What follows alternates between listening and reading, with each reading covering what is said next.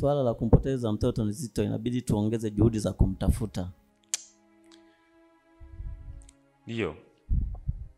Na hiyo ndo sababu nimepiga marufuku asikanyage hapa ndani bila kuwa na mtoto wangu, kwa sababu yeye ndo chanzo cha mtoto kupotea. Ina maana shemeji naye yuko wapi? Mimi sijui. Sielewi. Lakini nimeweka msimamo wangu, asikanyage hapa kwangu asipokuwa na mtoto wangu. Full stop.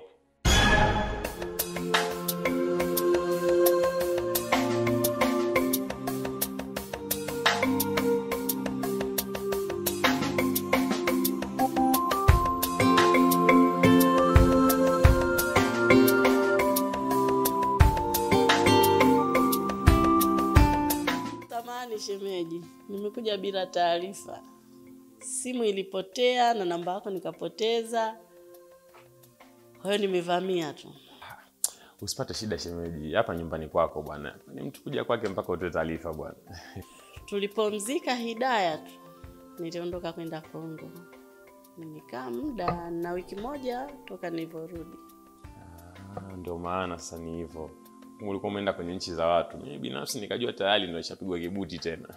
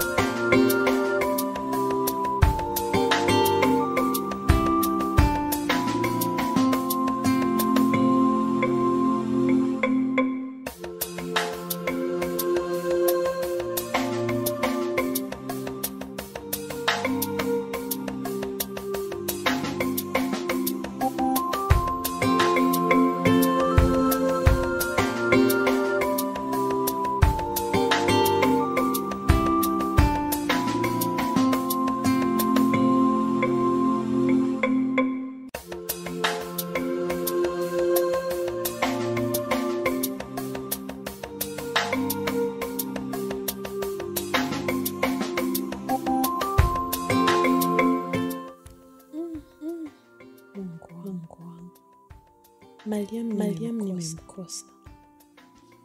Sijui Mungu atanifanya nini.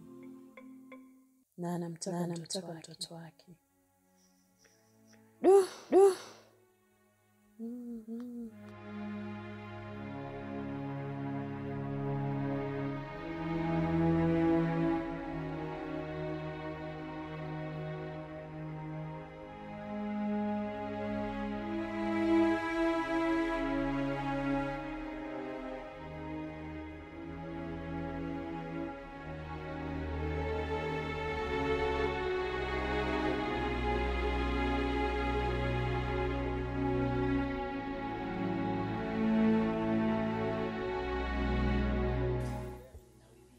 Unatarajia kumaliza leo?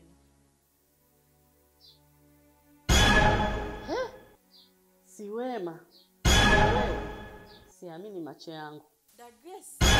Ulizani hatutaonana? Dunia ni duara inazunguka, si wema. Leo Mungu katukutanisha hapa.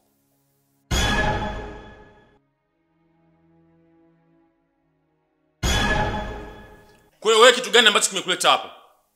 Sikiliza nikwambie si wema, nimesema hivi, usikanyage kwenye nyumba mpaka utakapomleta mtoto wangu. Mtoto yuko wapi? Nazungumza na wewe, mtoto yuko wapi? Mariam sijampata. Unasemaje? Mungu nisamee. Hivi unavyoona mimi na muda wa kusameheana na wewe? Kitu gani cha msingi au kikubwa ambacho naweza nikazungumza na wewe tukaelewana? Nisikilize, narudia tena kwa mara nyingine. Kwa nguo hizo gombala zako utoke ukamtafute mtoto wangu, unanielewa? Shemeji, mbona siwaelewi? Mnamaanisha nini?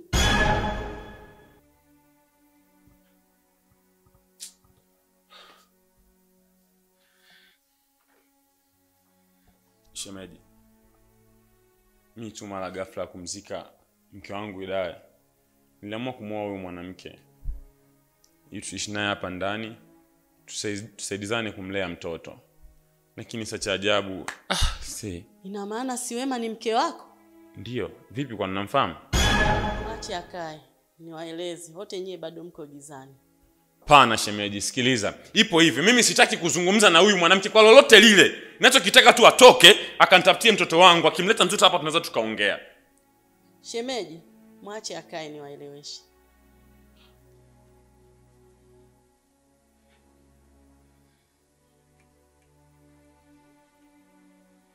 Shemeji yangu Musa. Karibu.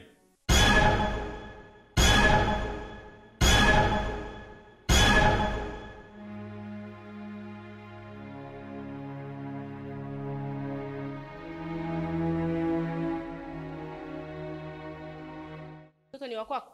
Ndiyo, ni wa kwangu, alikuwa amepotea. Na hata hivyo sikujua tunampata vipi. Unajua nini kilichomfanya apotee? Kabla hujanijibu, mimi ni mwenyekiti wa mtaa wa eneo tuliomwokota huyu mtoto. Tumemuoji, ametuambia ndo akatuleta hapa. Asante sana kiongozi. Haina haja ya shukrani kwa muda huu. Hawa wanawake wawili ni yupi mkeo? Huyu hapa. Huyu hapa. Mariam, hebu tueleze nini kilichosababisha utoroke nyumbani? Mama alikuwa anipendi. Alikuwa ananipiga bila sababu. Alikuwa ananinyima chakula. Alikuwa ananiletea nguo hadi za ndani. Afa akasema hivi, eti atakuja kunipa sumu nife niende nikamfuate marehemu mama. Unasikia? Haya maneno sio ya kwangu. Mtoto tumemuokoa, alikuwa anataka kubakwa na vijana wahuni wa mtaani. Na wamemuumiza, muangalia alivyo. Wamemuumiza huyo mtoto. Kuwa mama wa kambo sio solution ya kumtesa mtoto aliyeachwa na mwanamke mwenzio. Na sisi kama serikali lazima tutekeleze wajibu wetu ili iwe fundisho na kwa wengine. Mwenyekiti, samahani. Huyu mwanamke kweli ni mkatili kwa kitendo cha kumnyanyasa mtoto, anastahili adhabu. Ila kuna mambo nataka niyaweke wazi. Ni jambo gani tena unatuchelewesha? Kiongozi, mwache tumsikilize. Ndio maana nilisema huwezi ukakikimbia kimvuli chako.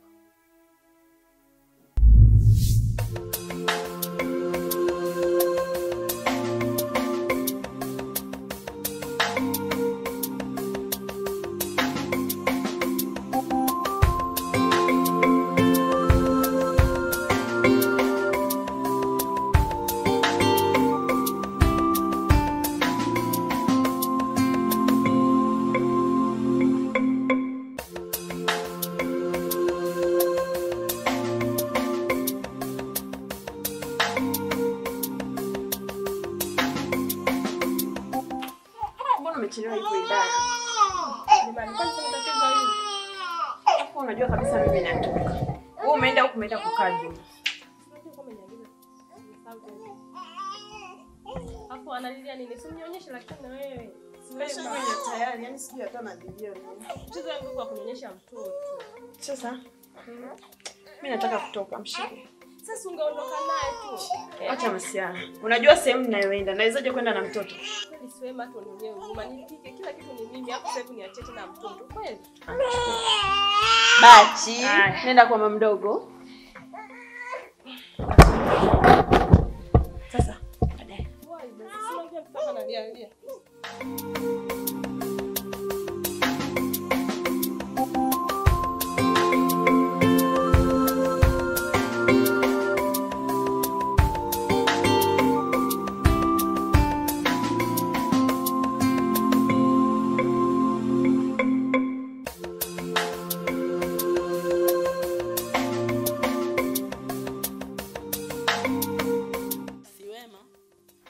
Badili tabia utaondoka hapa. Tabia ya kuondoka kwenda kwa wanaume na kumwacha mtoto. Unajua inachangia afya yake kuzofika. Lakini hakuna cha lakini. Mimi ni mtu mzima, hawezi kunidanganya. Tabia ya kuondoka kumwacha mtoto na kwenda kwa wanaume, kama utaendelea hutakuwa na nafasi hapa. Ila ni kweli badilika. Mimi kila siku nakwambia mji yangu, lakini ni yale yale. Mimi napokea kwa ajili yako.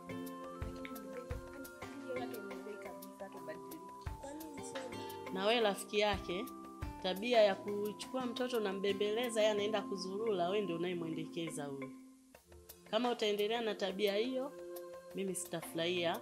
Kama ana kazi unaweza kumsaidia, lakini kama hana kazi yote mwachie mtoto wake. Nimemaliza.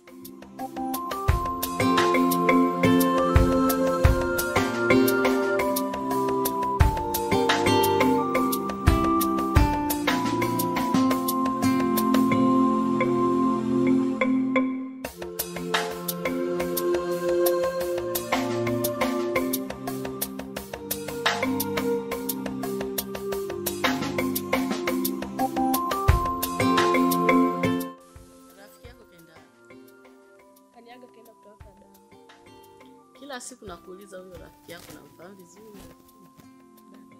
Mimi namfahamu. Kwani kuna tatizo? Hakuna tatizo. Lakini binadamu atabiriki. Unaweza ukamwona mwema kumbe ni mtu mbaya. Ni kweli dada usidhani, lakini Swema sio mtu mbaya kama unavyofikiria wewe. Swema ni mtu mzuri.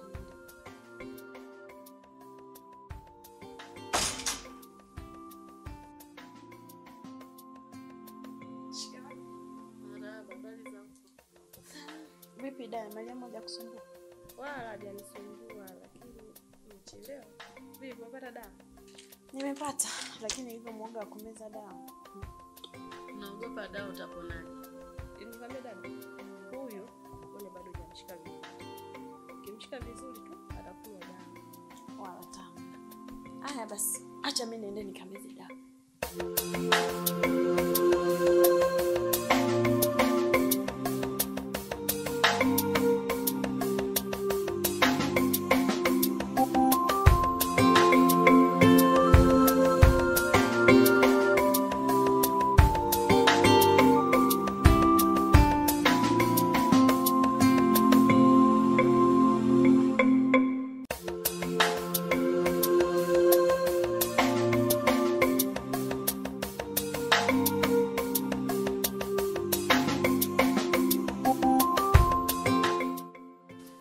Shoga yangu.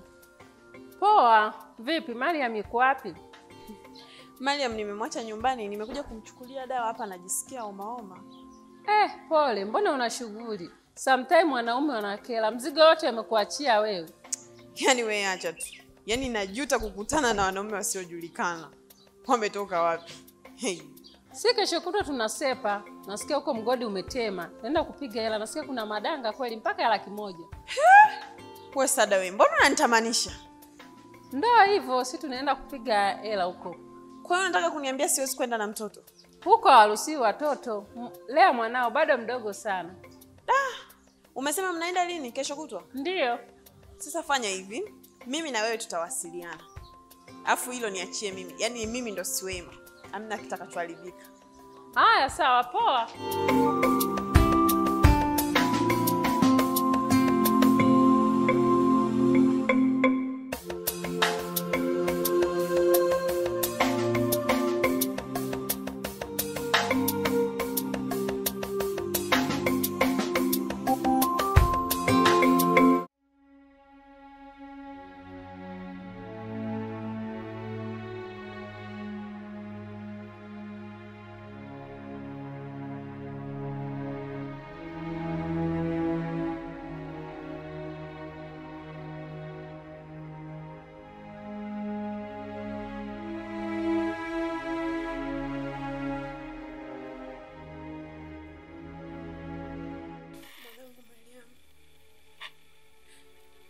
Najua sio vizuri mimi kuondoka na kukuacha peke yako.